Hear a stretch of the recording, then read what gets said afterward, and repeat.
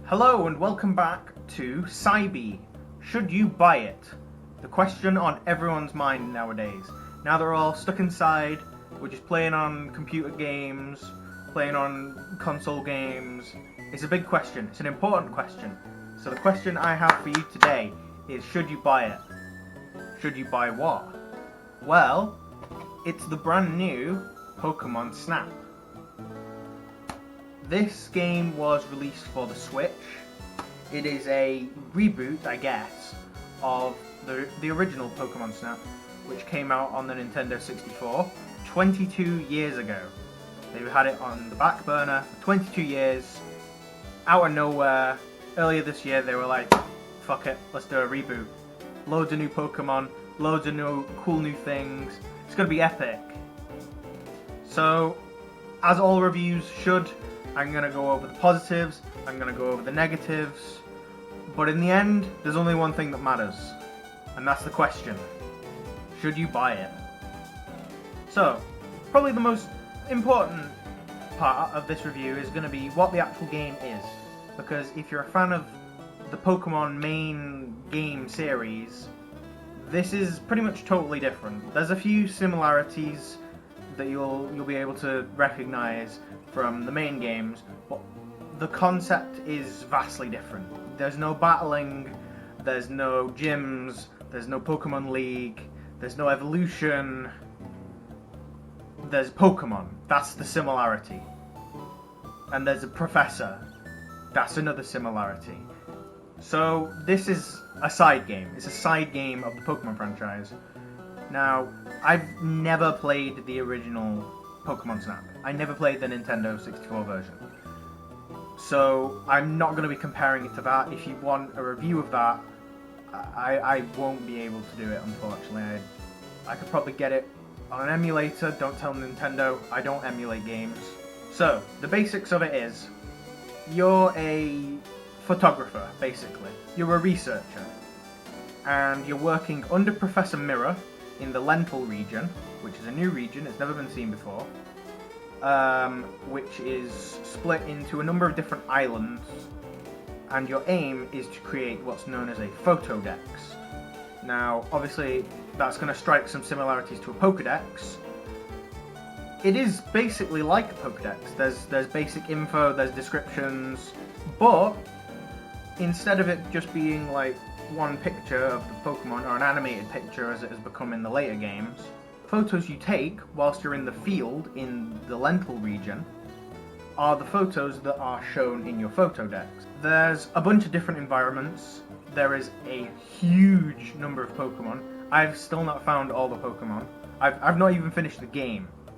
That's how confident I am that this game is worth your while. So in your photodex for each Pokemon, you can have up to 4 pictures, and each picture displays a different action, interaction, behavior of the Pokemon.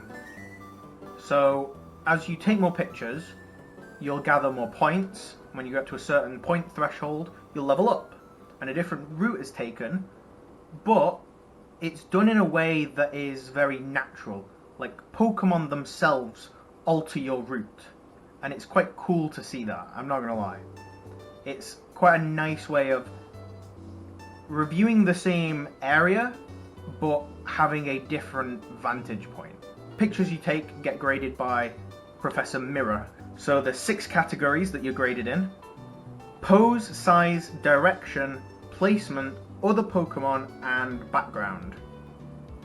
But the rarity of the action that's actually going on in the picture of the Pokemon determines how many stars you can get. You can get 1 to 4 stars, with 1 being the most common behavior, 4 being the rarest behavior. So you might be wondering, is there like a plot to this game, or is it literally just you go out into the wild, take some pictures of your Pokemon, and you make a photodex? Is that it? No, there's actually a bit of story. It's not as fleshed out as some of the main series games, but there is a story. So you get recruited by Professor Mirror, and he is working with Rita, his assistant, to investigate what's known as the Illumina phenomenon. And basically the Illumina phenomenon makes Pokemon glow. And it looks really cool. If a Pokemon is glowing, they have a higher potential to do some more spectacular things for you to take a picture of. And so as you progress through the game, Professor Mirror gradually tells you more and more about the Illumina phenomenon, and the story advances in that sense. There are several ways that you can interact with the environment. Obviously you can't get out of your car and, just scratch a little Pikachu on the fucking head, but you can throw fruit and get them to eat it. You can play like a cute little song. Some of them dance. That's kind of nice. I like that. I like seeing Pokemon dance. You can scan the environment and it shows potential like interests. And you can throw what are called Illumina orbs, which you unlock at certain points throughout the game for each island that you're on. And the Illumina orbs cause Pokemon to glow, and as I said, there's a potential for more rare behaviors to be observed when Pokemon are glowing. So now that we've covered the actual concept of the game, I'd like to move on to the positives that I think the game does really, really well, and the main reasons why someone would consider buying this game. So the concept. You see a new side and a lot more personality to the Pokemon that you potentially already know, and I think that's very important to take into account when you're thinking about like their role in the Pokemon society. In general, there's not a lot of photography games available for popular franchises. Like, I can't think of any. I have a feeling a game like Legend of Zelda, Breath of the Wild, that has a photography mode in it. So having a Pokemon photography game, having a new one, look, it even says new on the box, it's literally called New Pokemon Snap, is something to enjoy. You take a lot of photos whilst you're out in the world, and not all of them are going to be good enough to put in your photo decks.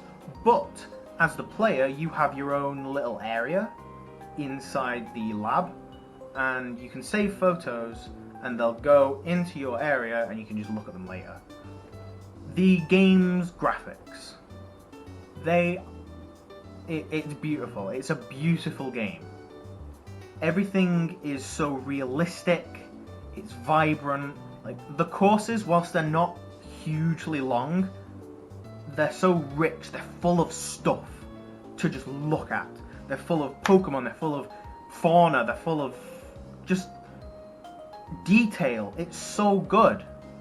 The actual models of the Pokemon are a lot more polished, I would say. They look good in Sword and Shield, don't get me wrong, but in this they feel like they fit in to their environment. Now I gotta be honest, the water textures are fucking great. Oh my god, they are so good. Like, the water is literally just flat in Sword and Shield. It has so much texture in this game. It feels like you're traversing through actual water. You know what good water texture looks like. This is good water textures. Hopefully this standard of graphic representation of especially of the water and of the environments in general and of the Pokemon, hopefully this is a standard for Pokemon to stick to in the future. The environment. The courses and routes that you take throughout each area alter naturally, and I love that. I love that they've incorporated a way for it to not seem like you yourself have to be like, oh, I'm bored of this area, I need some new perspective. The game does it for you through a natural way. The Pokemon themselves force you in a different direction, whether it's by blocking certain areas, creating new paths for your vehicle to traverse along, but also you can unlock each course at night time. It is such a vastly different experience. There's new Pokemon, everything looks different, it's even a little spooky in some areas.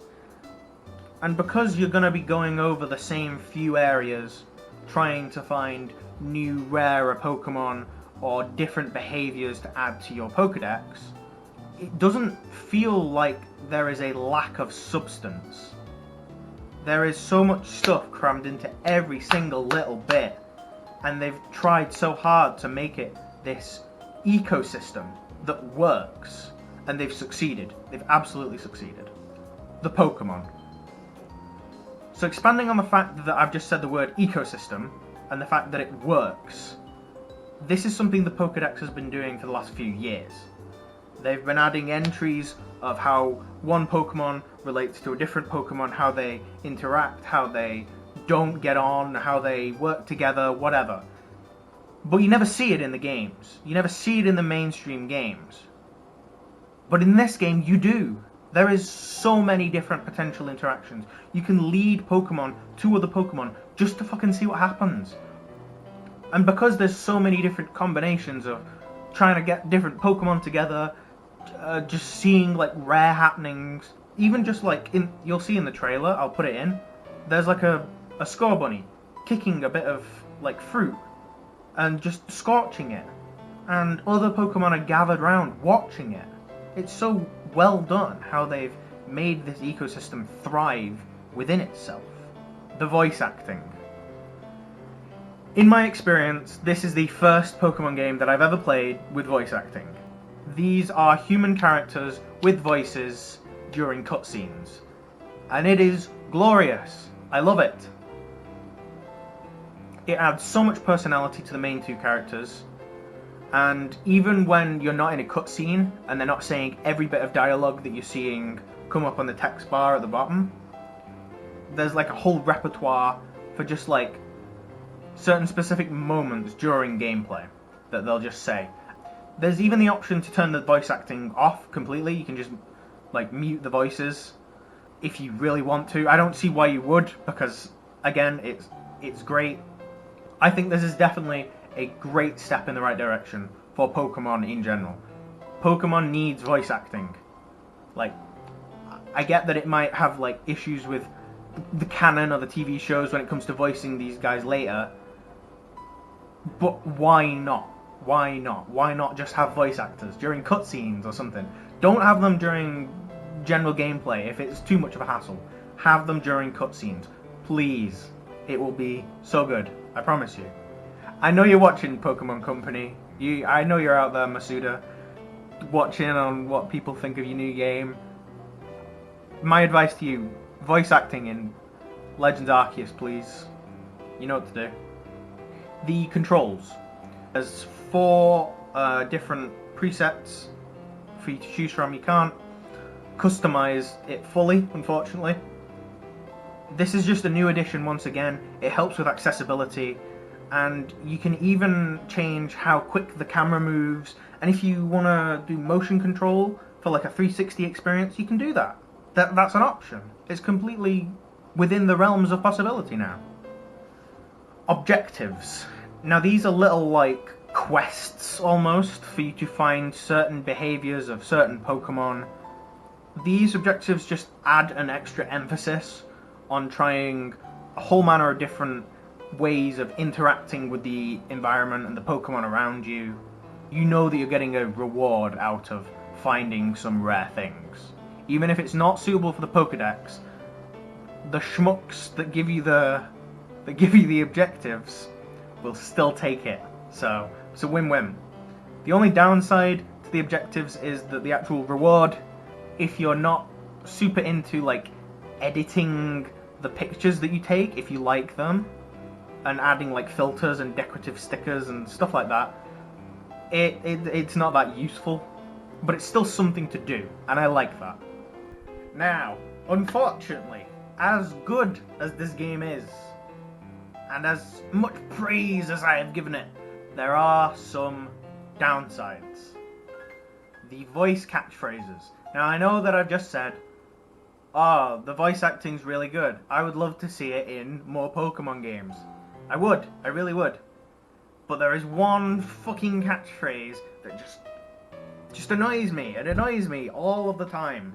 When you register a new, never before seen Pokemon in your Photodex, the professor says the same thing every time. He only has one little bit of dialogue. He says the same thing. It's like, oh, a new entry. And you hear that every single time you find a new Pokemon. Which, if you go into a new area, you're going to find new Pokemon, literally throughout the entire level. There is going to be like 15 times that you hear that catchphrase over and over. You're going to hear it in your fucking sleep. But I just wish there was at least like 2 other phrases that he could say instead of, oh, a new entry. And then also in the field, when you're just out and about, taking pictures on your camera, your rival, Phil, 10-year-old Phil, everyone knows of Phil, 10 years old, he's going to pop up and he's going to be like, oh, you always get the best shots. But luckily, you can just turn those ones off in the settings. That's fine, I can deal with those, and that's exactly what I'd done. The price. The price of this game is 50 quid. That's not cheap. That's 50 quid for both the physical and the digital copy. This is quite steep, especially considering that it's technically a side game to like a main franchise. In my opinion, 40 quid would be more reasonable at a glance. If you're just looking at it on the shelf, I would look at that and go £40, because it's a Switch game, it's a side game, but it is still Pokemon. Obviously they're going to put the price up, and it is brand new, so obviously the price will probably go down over time.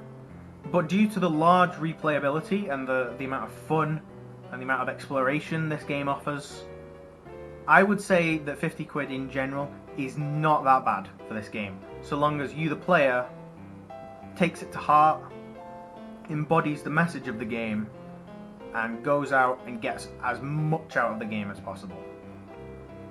Now, my last little complaint is the travelling within the levels.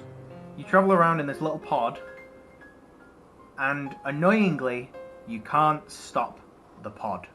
I really wish there was a way to stop the pod.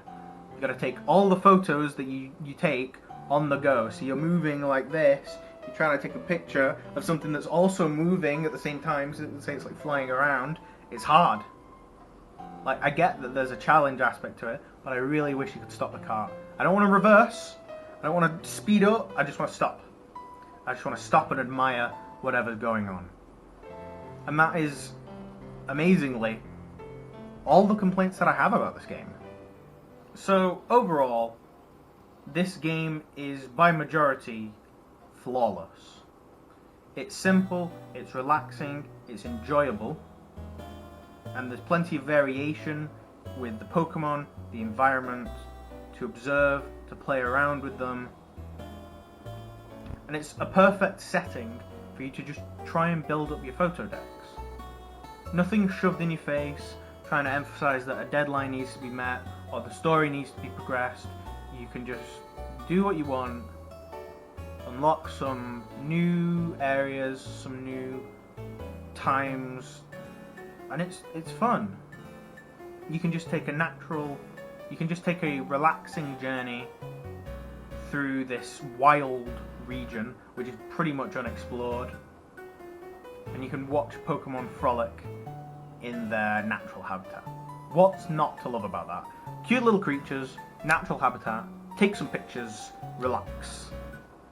Kick up a stool, get a hot beverage, enjoy yourself, play the game. You basically just unleash your inner David Attenborough. Go wild.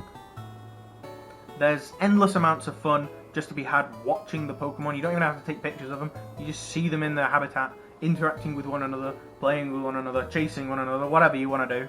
Whatever they want to do. You don't have any say in this, other than throwing fruit at them. That's when you do have a say.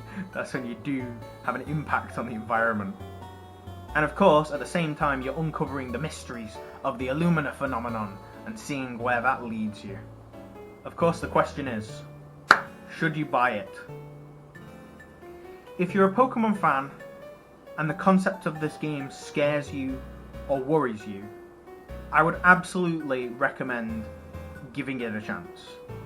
I almost guarantee that you'll be pleasantly surprised at how you feel about this game after the first hour.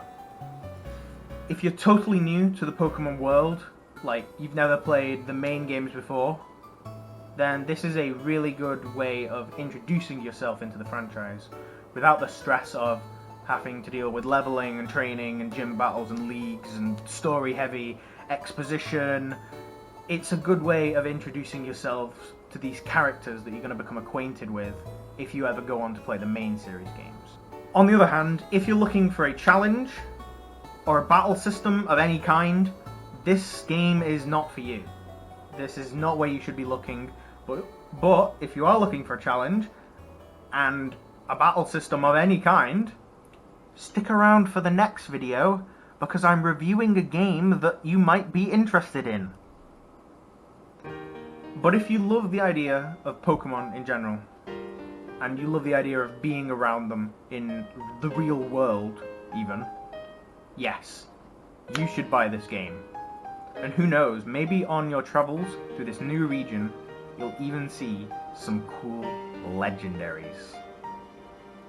Thank you very much for watching my review of the new Pokemon Snap. I really hope you enjoyed, and if you did, I really appreciate it if you could leave a like, subscribe, hit the bell, share this video with your mum. She might like to play it. Thank you very much for watching. I've been sat in an armchair, and I'll see you next time.